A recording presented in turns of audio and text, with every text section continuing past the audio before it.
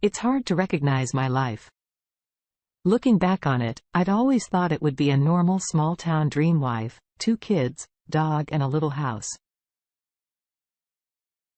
And I was well on my way to securing that little slice of Americana for myself. But despite being the best contractor in the county, the life I had built came tumbling down one day when I found out what my wife's extra shifts really were. I had always been proud of my wife long before the pandemic brought everything to a screeching halt. I known the work that being in the healthcare field was like running a perpetual gauntlet, one covered in someone else's vomit.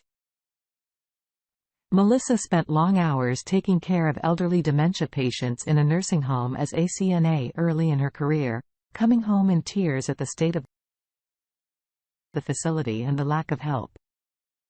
Then when she became an RN, she was able to move on to greener pastures, first stop our local emergency room. Despite her small frame and bubbly demeanor, my wife had always been one hell of a daredevil. She loved the heart-bursting adrenaline of roller coasters. And she drove far faster than even I dared to. That made her a great fit for where you had to know how to handle your adrenaline and still act. Finally, her career landed her on the nursing career version of free parking. She became a flight nurse for the first few months. Her social media was full of posts showing her next to the helicopter and her full gear looking tiny next to the man who she said was a pilot. She informed me it got a lot of attention from all her friends. Social media was never my thing. So I took her at a word. As for me, I had never done anything much. Melissa was my greatest accomplishment in life, just like her. I'd headed off to college just after graduation. Unlike her, I'd been more interested in making things than helping people.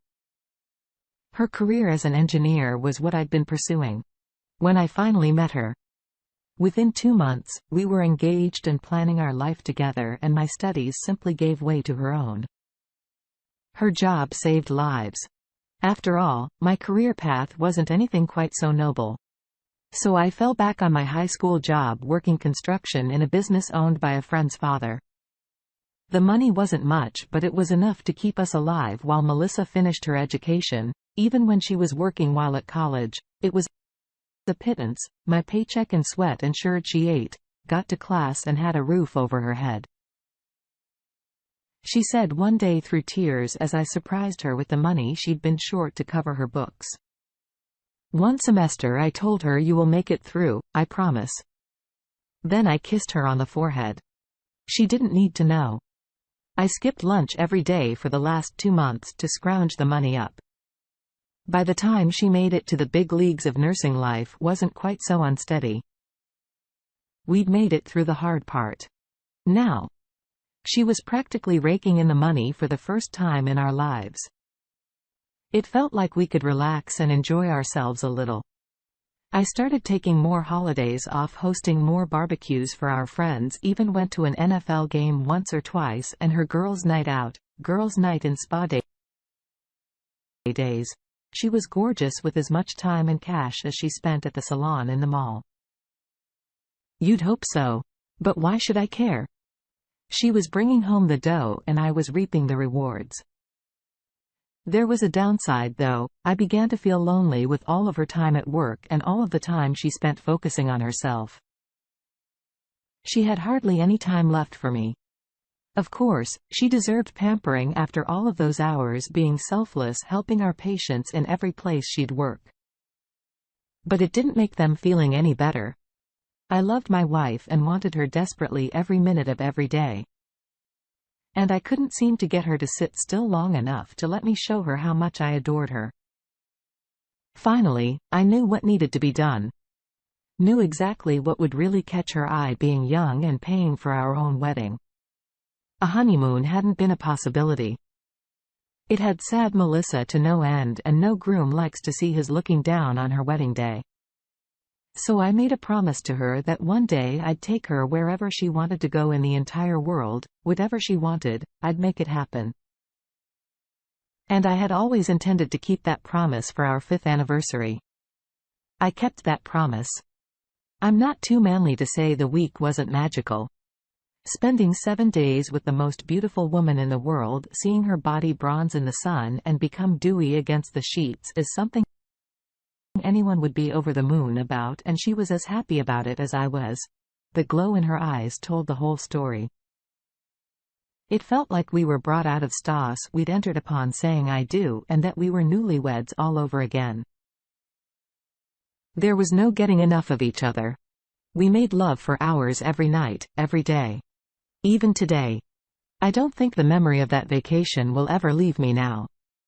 Much more bitter than before. It's still something I'd enjoyed so long. I know it would never leave me when we got home. I carried my wife still as beautiful as the day I married her over the threshold. It was the first time I felt good enough about myself as a husband to do. So how could things have gone so badly wrong? The first thing that dented this even we created was the pandemic. While other couples were stuck at home together, whether fighting or well, I was stuck at home by myself. Melissa seemed to be working constantly. When she came home, she'd have intentions from the PPA on her skin. I tried to kiss her, rub the marks to make the pain from them go away. But she'd usually pushed me aside. I understood. I really did. She was working an exhausting schedule and trying to fight a battle against an enemy that she couldn't even see. What kind of jackass husband would put sex above something like that? So I focused my love on being accepting of her and of doing my best to support her in any way I could. She'd come home to a hot meal and a strong drink no matter what time it was when she returned whatever she wanted. I had it before she could get the sentence out. Her feet hurt. No worries. Babe, I'll carry you to the tub so you can soak, and I didn't ask anything in return, showing love to healthcare workers. Wasn't just a social movement to me, it was something I was throwing myself into with the woman I loved as a recipient.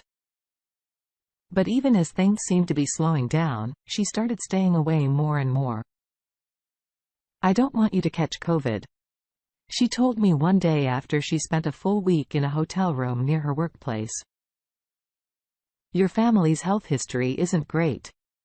Your grandma's got emphysema, and you're the only one that can go out and about without possibly spreading it. She promised me things will be back to normal and we would possibly go away again. I wouldn't realize until hours later that neither of us had said I love you. Not once in the entire conversation. It made me feel like a failure of a husband after all. She was my wife, my life, and I loved her dearly. But something inside me didn't sit right that night. I hardly slept. Even as I tried to drown that feeling in my gut in cheap beer. Not long after that hit, I got another one. I lost my job. The owner felt horrible as he'd known me since I was a kid. We're letting everyone go for now. He said everyone but me and the family. It's all I can afford. And I don't know how much longer that'll last. As soon as everything's back to normal, I will hire you again. And if you find some other job in between and you don't want to leave it, you'll get no hard feelings from me. If you come back, I'll make it up to you. I'll give you a promotion and a raise. But for now, I gotta let you go.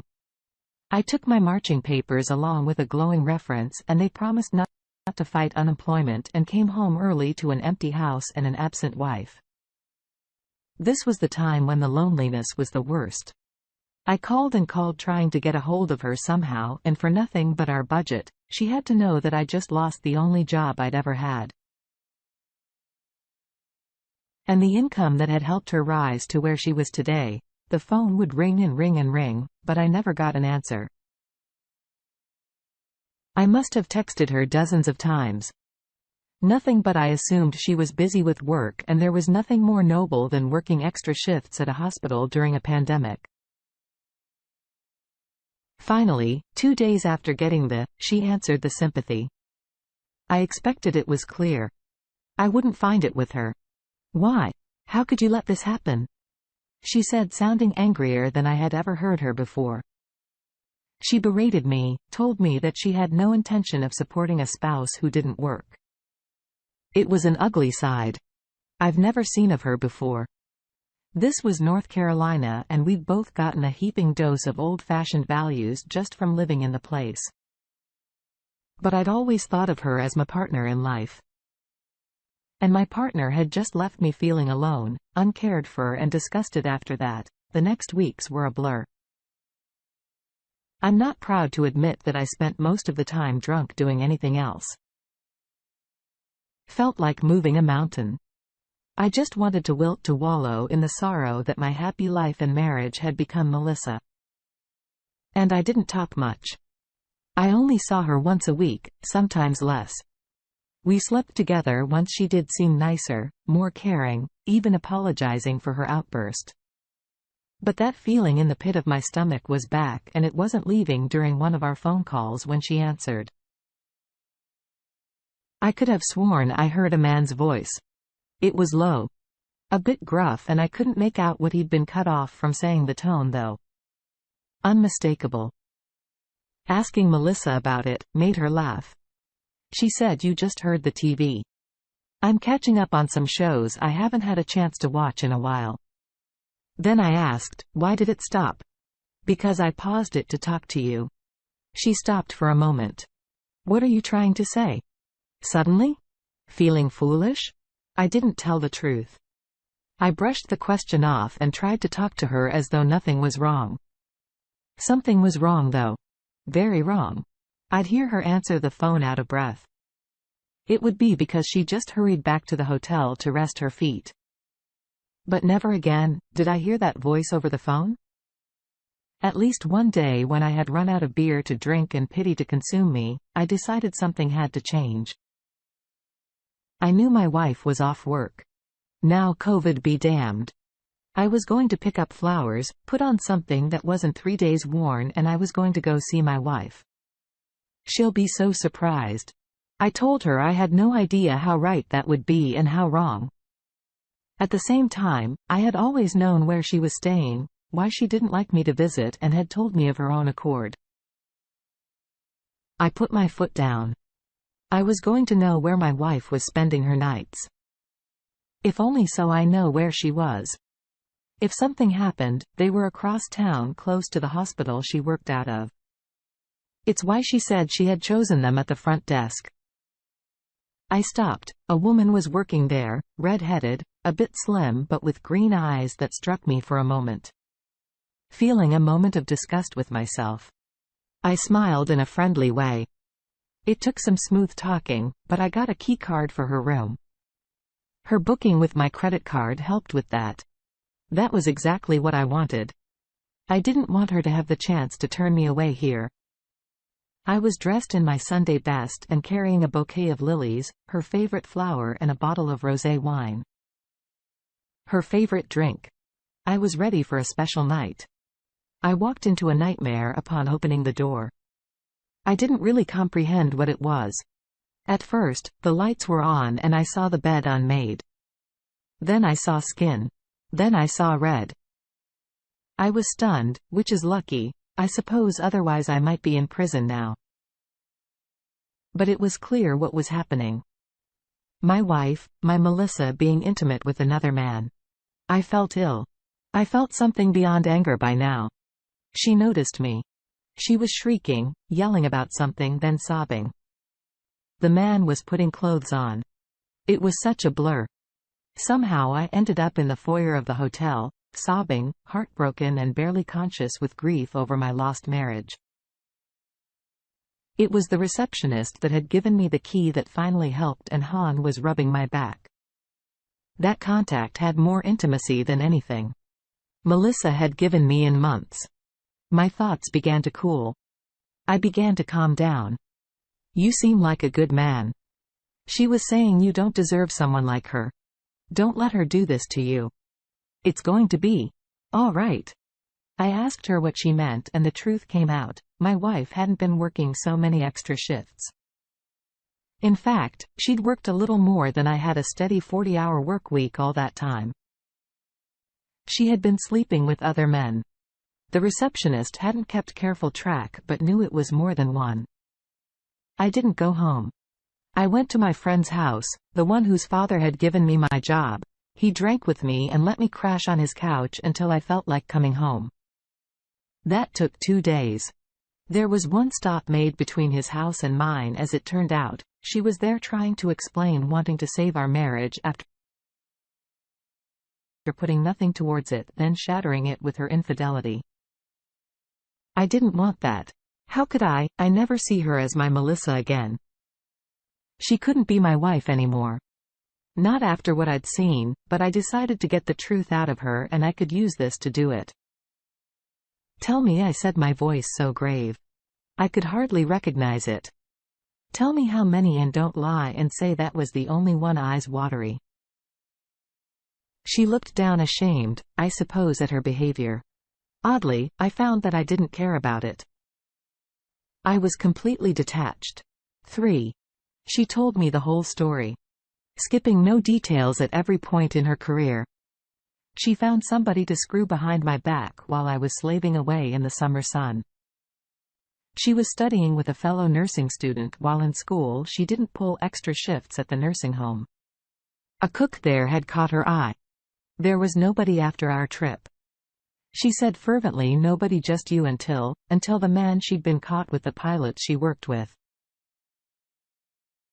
Of course, suddenly she was wiping her face. Please, please forgive me. I'm so sorry, she repeated in stuttering litany. Look, I got you something. It's tickets for that vacation. And I interrupted her. I got you something too. A look of fear came over her face. Melissa didn't answer.